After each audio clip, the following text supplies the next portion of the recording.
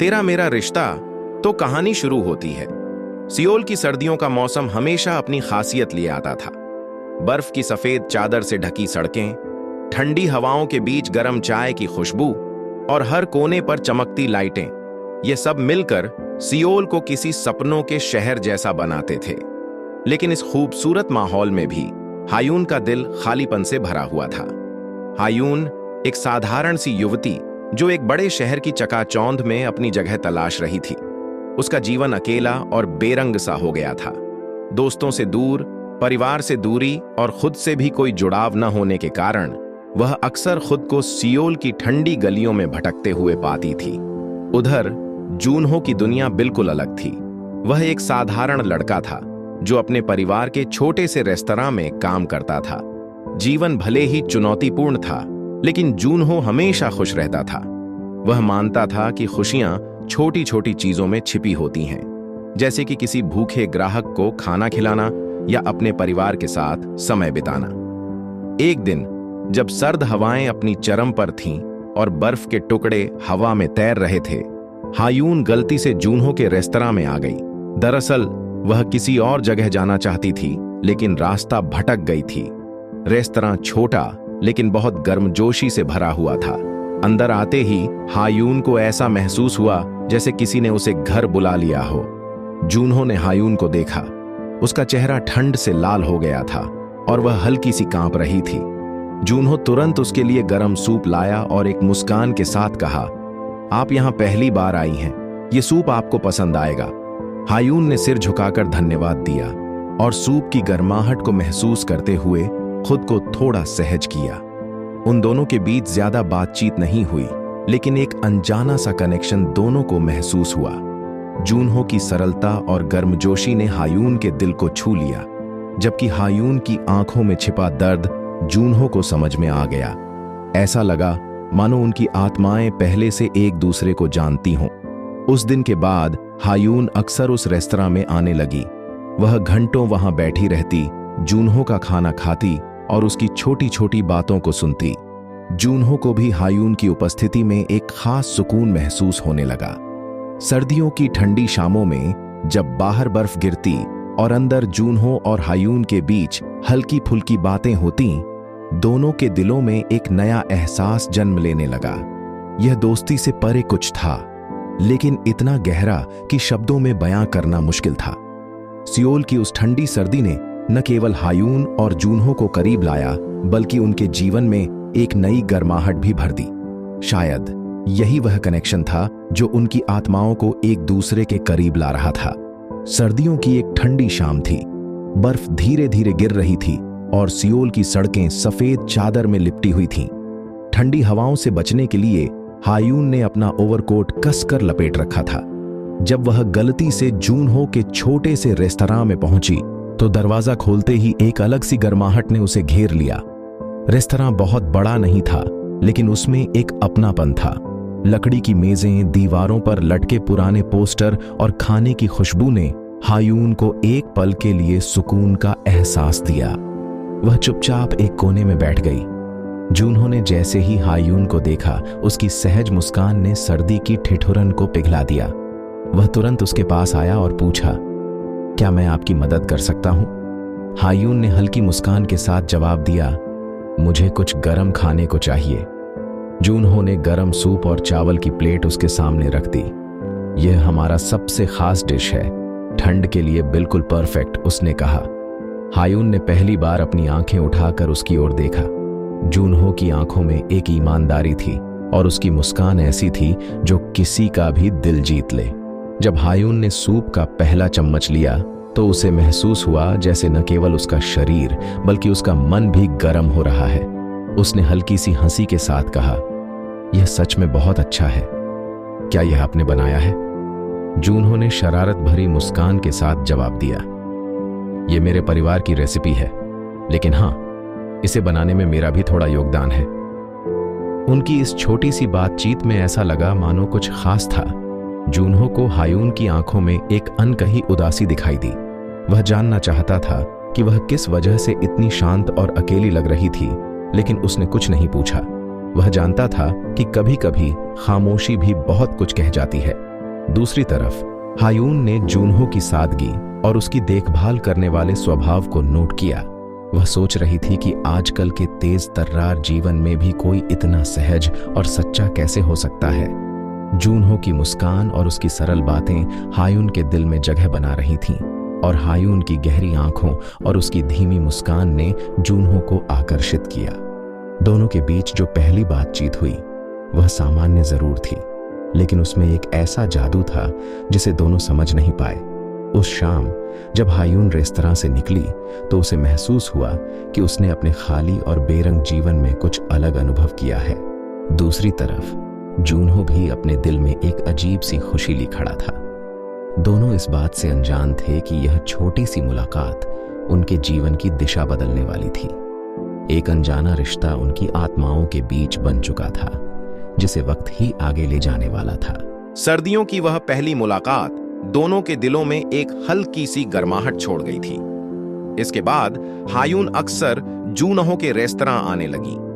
कभी वह गरम सूप के लिए आती तो कभी सिर्फ बैठने और अपनी थकान मिटाने के लिए। हर बार जूनहो की मुस्कान और उसकी बातें हायून के दिल का बोझ हल्का कर देती। धीरे धीरे उनकी मुलाकातें और बातें बढ़ने लगीं। अब वे सिर्फ रेस्तरां तक सीमित नहीं रहीं। एक दिन जब सियोल की बारिश ने मौसम को और खुशनुमा बना दिया, हायून ने जूनहो से कहा, चलिए आज बारिश में चलते हैं। जूनहो पहले तो थोड़ा झिझका, लेकिन फिर उसने अपनी छतरी को एक तरफ रख दिया। दोनों बारिश में भीगते हुए गली के छोटे छोटे रास्तों पर चलने लगे। हायून ने बारिश की बूंदों को अपने चेहरे पर महसूस किया और हल्की हंसी के साथ कहा, आपने आखिरी बार कब इस तरह बारिश का आनंद लिया था? जूनहो ने सोचा और मुस्कुरा कर कहा, शायद बचपन में। उस पल दोनों को ऐसा लगा जैसे वे एक बार फिर बच्चों की तरह बिना किसी चिंता के जी रहे हों। ऐसे ही एक दिन जब वे साथ में गली के एक छोटे से बाजार में घूम रहे थे, हायून ने देखा कि एक स्थानीय गायक अपनी गिटार पर गाना गा रहा था। हायून ने जूनहो का हाथ खींचा और कहा, चलो हम भी गाएं। जूनहो पहले तो थोड़ा शर्मिंदा हुआ, लेकिन हायून की हंसी और जोश देखकर उसने हां कर दी। दोनों ने साथ में एक पुराना गाना गाया। राहगीरों ने उनकी हंसी और आवाज में छिपी मासूमियत को सराहा और ताली बजाई। उस पल ने उन्हें एहसास दिलाया कि जिंदगी के छोटे छोटे पल भी कितने खास हो सकते हैं। हायून ने धीरे धीरे जूनहो के दिल में नए सपने बो दिए। उसने जूनहो से कहा, तुम्हारा खाना इतना अच्छा है, तुम अपने रेस्तरां को और बड़ा क्यों नहीं बनाते? जूनहो ने पहले इसे मजाक में लिया, लेकिन हायून की आंखों में उसके लिए भरोसा देखकर उसने सोचना शुरू कर दिया। उसने महसूस किया कि शायद वह वाकई कुछ बड़ा कर सकता है। दूसरी ओर जूनहो हायून के जीवन में खुशी और सुकून लेकर आया।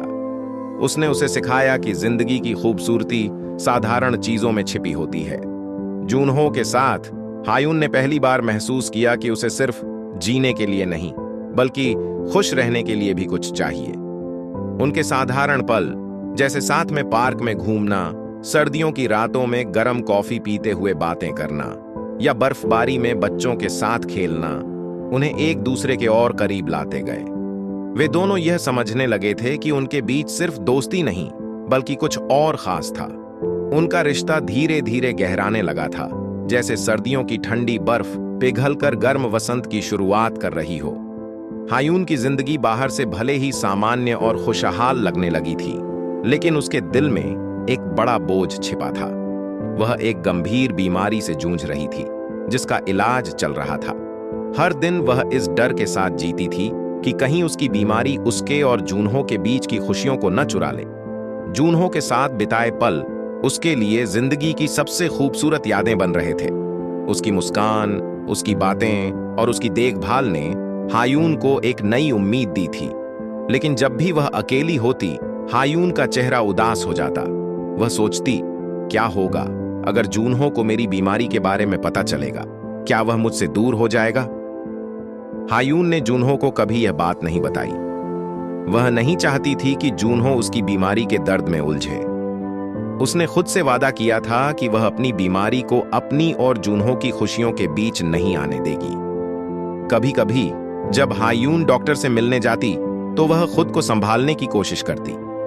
वह जूनहो के साथ बिताए खूबसूरत पलों को याद करती और अपने डर को पीछे धकेल देती। डॉक्टर ने उसे आराम करने और तनाव से दूर रहने की सलाह दी थी, लेकिन हायून जानती थी कि जूनहो के बिना यह सब संभव नहीं था। जूनहो ने कई बार हायून की थकान और उदासी को महसूस किया। उसने पूछा भी, हायून, क्या तुम ठीक हो? तुम्हारी आंखों में कुछ छिपा हुआ सा लगता है। हायून हर बार मुस्कान के साथ जवाब देती, मैं बिल्कुल ठीक हूं, बस थोड़ा थक गई हूं। जूनहो उसकी बातों पर भरोसा कर लेता, लेकिन कहीं ना कहीं वह जानता था कि हायून कुछ छिपा रही है। एक दिन जब वे पार्क में बैठे थे और सर्द हवाएं पेड़ों के पत्तों को हिला रही थीं, हायून ने जूनहो से कहा, जूनहो, अगर कभी तुम्हें मेरी जिंदगी में कोई कठिनाई नजर आए तो क्या तुम मुझसे दूर हो जाओगे?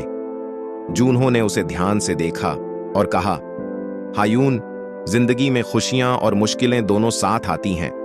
अगर मैं तुम्हारे साथ हूं तो सिर्फ अच्छे समय के लिए नहीं, बल्कि हर समय के लिए। हायून की आंखों में आंसू आ गए, लेकिन उसने उन्हें छिपा लिया। वह जानती थी कि जूनहो उसे कितना प्यार करता है, लेकिन वह अपनी बीमारी का सच बताने के लिए तैयार नहीं थी। वह चाहती थी कि जूनहो उसकी जिंदगी में सिर्फ हंसी और खुशियां देखे, उसका दर्द नहीं। हर दिन हायून अपनी बीमारी को भुलाकर जूनहो के साथ बिताए छोटे छोटे पलों में जीती रही। उसने खुद से वादा किया कि जब तक वह जूनहो के साथ है, वह उसे सिर्फ खुशियां देगी। लेकिन उसके दिल के किसी कोने में यह डर हमेशा बना रहता था कि अगर सच सामने आया तो क्या जूनहो का प्यार वैसा ही रहेगा। हायून के लिए जूनहो का साथ उसकी जिंदगी का सबसे बड़ा सहारा था। उसने ठान लिया था कि वह अपनी खुशियों को इस बीमारी से हारने नहीं देगी। लेकिन क्या वह अपनी भावनाओं को और लंबे समय तक छिपा पाएगी? यह सवाल उसके मन में हर रोज गूंजता रहता था। सर्दियों की एक ठंडी शाम थी। जूनहो हमेशा की तरह हायून के इंतजार में रेस्तरां में बैठा था, लेकिन आज हायून समय पर नहीं आई। चिंतित होकर जूनहो ने उसे फोन किया, लेकिन कोई जवाब नहीं मिला। कुछ समय बाद एक अनजान नंबर से कॉल आया।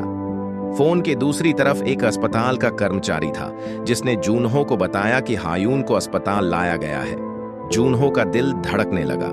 वह तुरंत अस्पताल पहुंचा।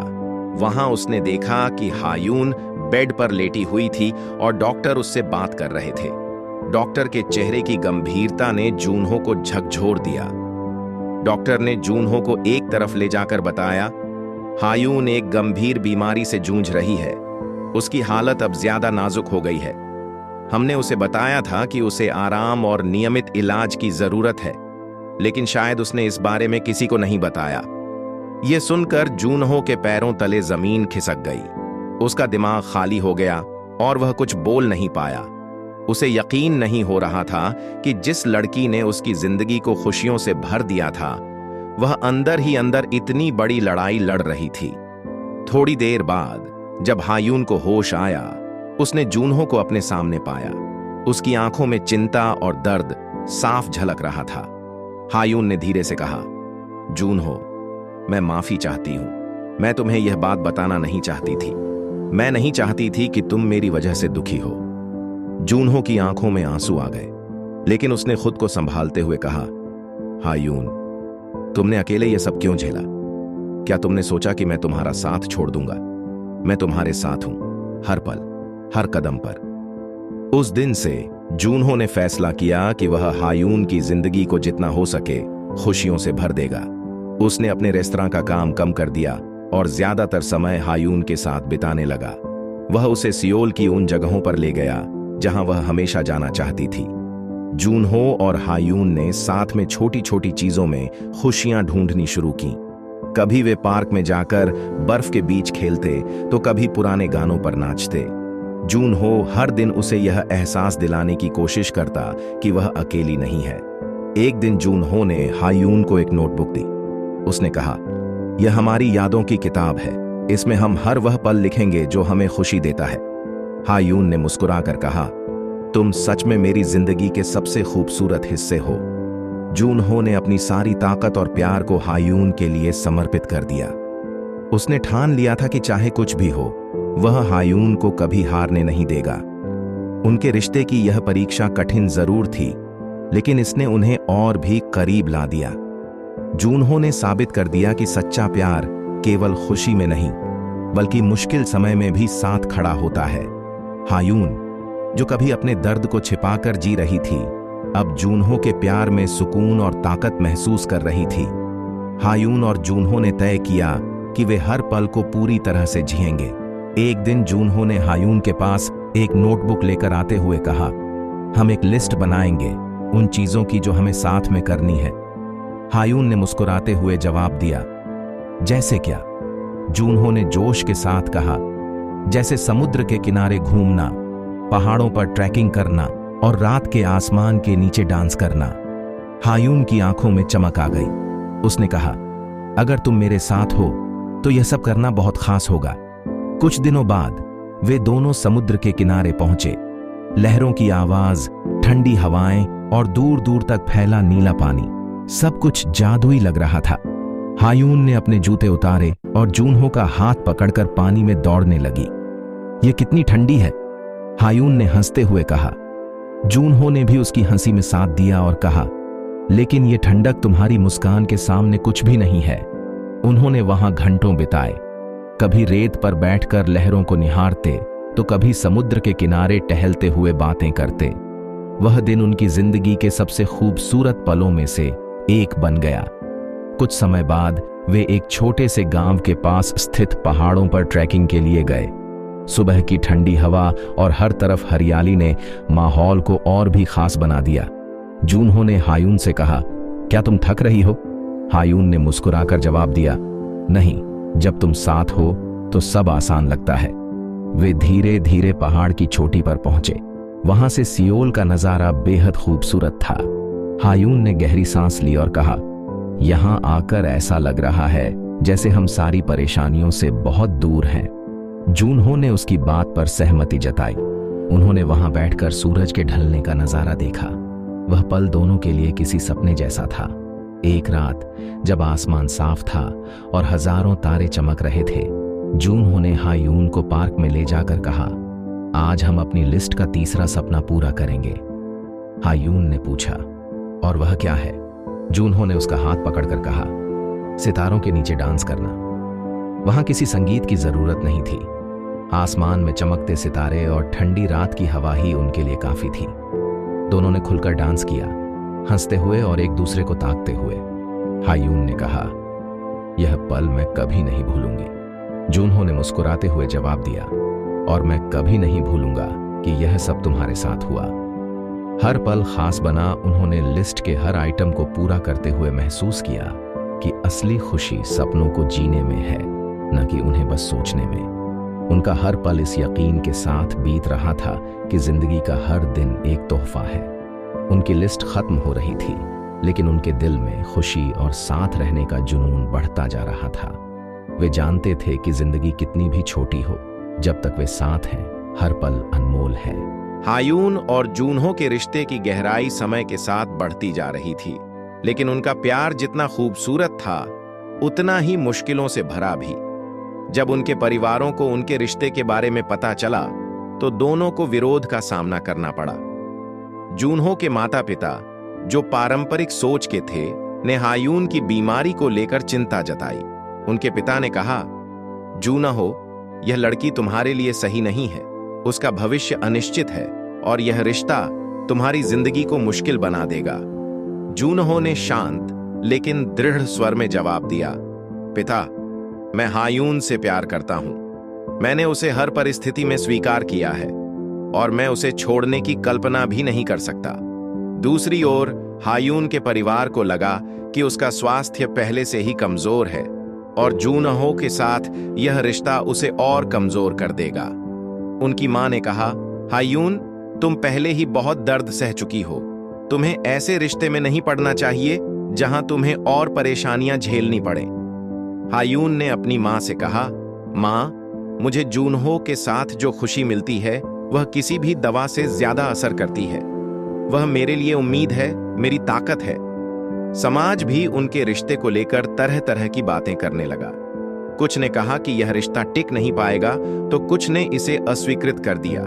लेकिन इन सब के बावजूद जूनहो ने हायून का हाथ कभी नहीं छोड़ा। एक दिन जब जूनहो को पता चला कि लोग उनके रिश्ते को लेकर बातें कर रहे हैं, उसने हायून से कहा, हम इस डर से नहीं जी सकते कि लोग क्या कहेंगे।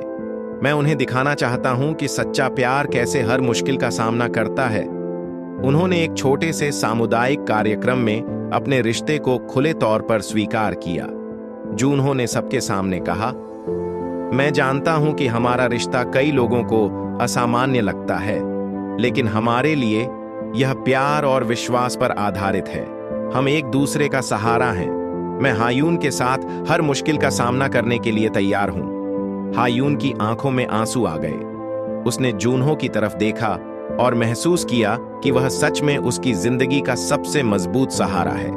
धीरे धीरे जूनहो और हायून ने अपने परिवारों को समझाने की कोशिश की। जूनहो ने अपने माता पिता को दिखाया कि वह हायून के साथ खुश है और उसकी बीमारी के बावजूद दोनों एक दूसरे का सहारा बन सकते हैं। हायून ने भी अपनी मां को यह विश्वास दिलाया कि जूनहो उसका केवल साथी नहीं, बल्कि उसकी जिंदगी की रोशनी है।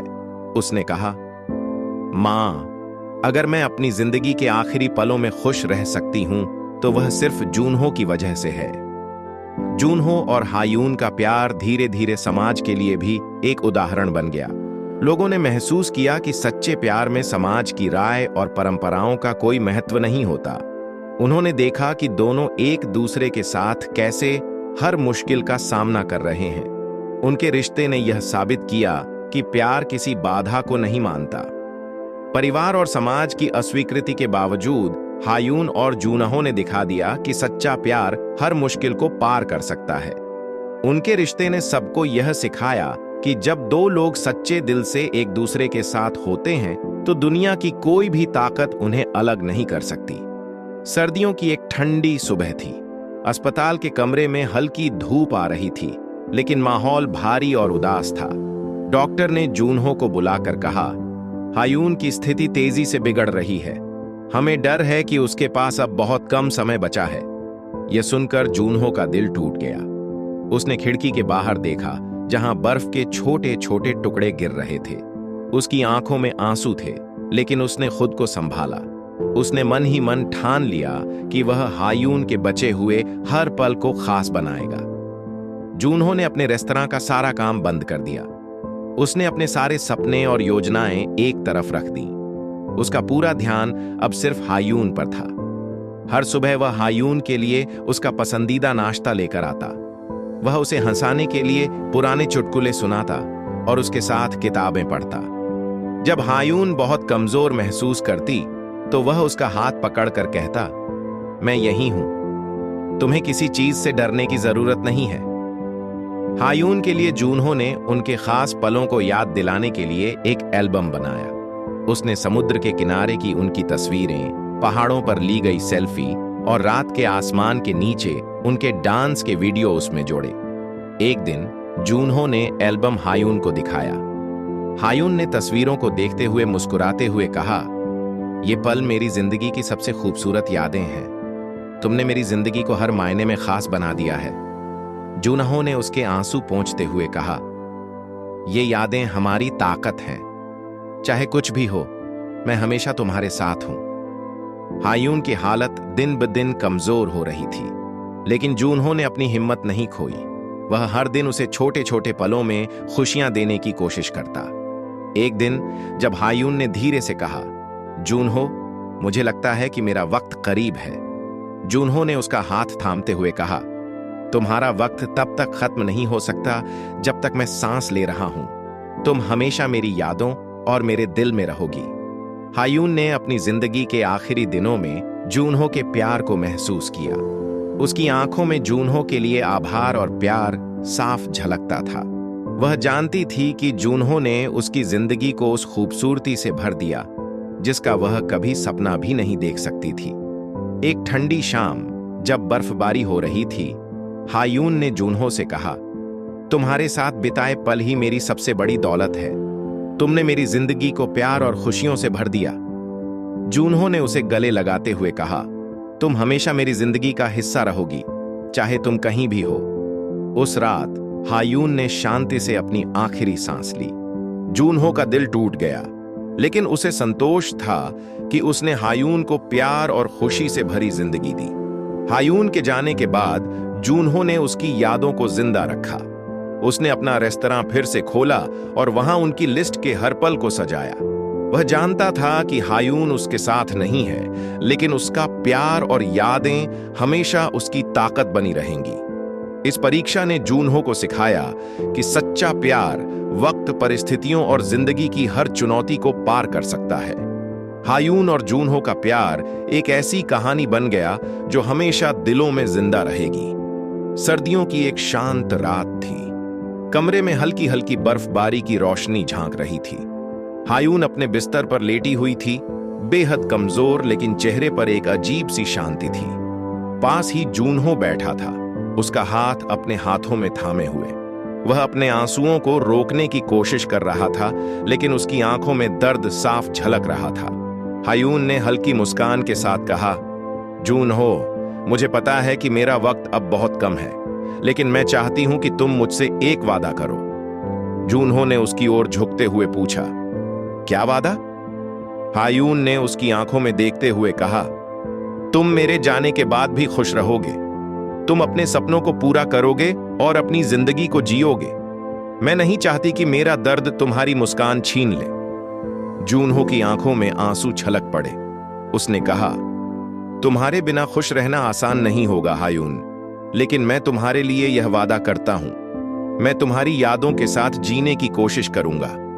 हायून ने धीरे धीरे अपनी कमजोर उंगलियों से जूनहो का चेहरा छुआ।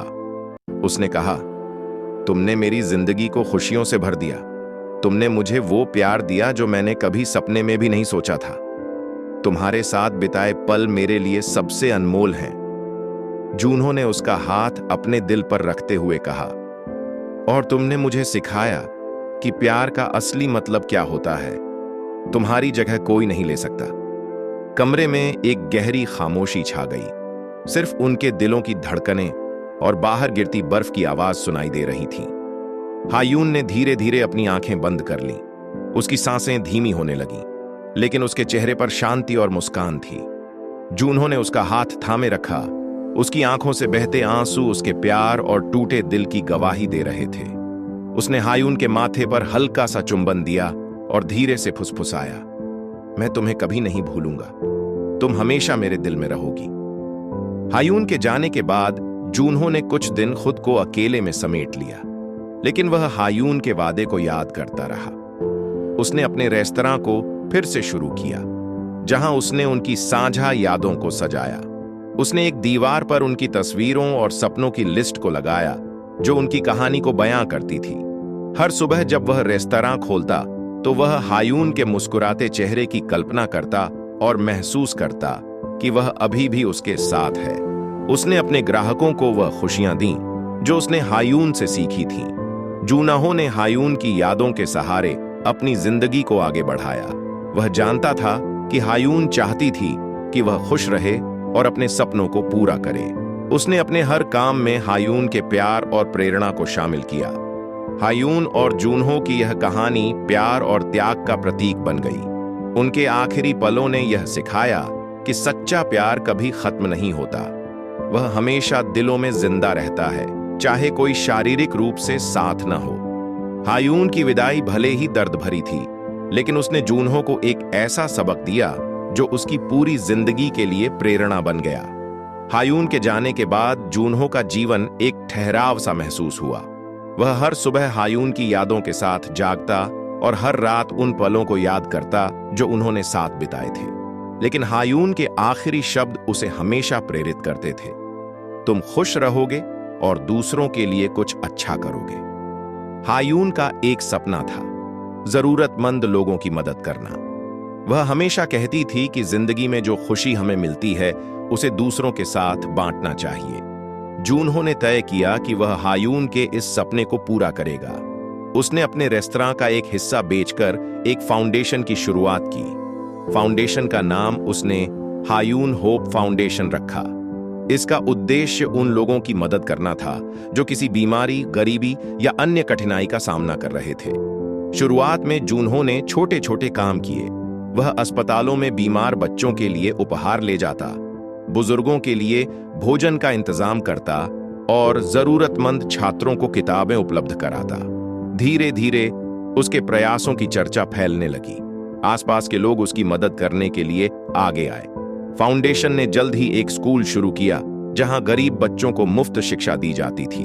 हायून का सपना धीरे धीरे हकीकत बन रहा था। फाउंडेशन के हर कोने में हायून की मौजूदगी महसूस होती थी। जूनहो ने ऑफिस में उनकी तस्वीर लगाई थी और हर नया प्रोजेक्ट शुरू करने से पहले वह हायून को याद करता। उसने महसूस किया कि भले ही हायून शारीरिक रूप से उसके साथ न हो, लेकिन उसकी आत्मा हर कदम पर उसका साथ दे रही थी। एक दिन एक महिला अपने छोटे बेटे के साथ फाउंडेशन में आई। उसने कहा, अगर यह फाउंडेशन न होता तो मेरे बेटे का इलाज संभव नहीं था। मैं आपकी बहुत आभारी हूं। जूनहो की आंखों में आंसू आ गए। उसने महसूस किया कि हायून की यादें और उसका प्यार ही इस फाउंडेशन की ताकत हैं। जूनहो ने अपनी जिंदगी को हायून की यादों और उनके साझा सपनों के सहारे जीना सीख लिया। उसने महसूस किया कि सच्चा प्यार कभी खत्म नहीं होता। वह आत्माओं का ऐसा बंधन है जो समय और दूरी से परे होता है। हायून और जूनहो की कहानी यह सिखाती है कि सच्चा प्यार सिर्फ मौजूदगी का नाम नहीं है, बल्कि यह आत्माओं का ऐसा अटूट रिश्ता है जो हर परिस्थिति में मजबूत रहता है। जूनहो ने हायून के जाने के बाद भी अपने प्यार को जिंदा रखा। उसकी यादों को उसने दूसरों के लिए प्रेरणा बना दिया।